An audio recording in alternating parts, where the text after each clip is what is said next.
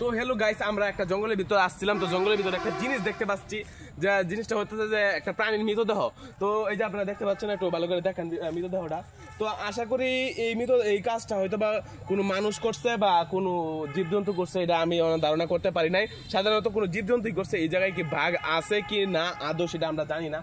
তো আমরা এই মৃতদেহটা দেখে আমরা বুঝতে পারছি হয়তো বা এই জায়গায় কোনো কিছু আসে না, হলে এই মৃতদেহটা আসতে করতে কই থেকে। তো এখানে শুধুমাত্র কঙ্কাল গুলো পড়েছে, যার তার হাড্ডি মাংস পাওয়া যাইতেছে না, শুধুমাত্র তার হাড্ডি পাচ্ছি। তো আপনি একটু ধ্যান চেষ্টা করেন এই জায়গাটা, কারণ এই জায়গাটা আমরা দেখে বুঝতে, আমরা পুরোটা জঙ্গল ঘুরছি কিন্তু এরকম কোনো কিছু পাইনি, শুধুমাত্র আমরা পাইছি এই হাড্ডি এবং মাংসটা।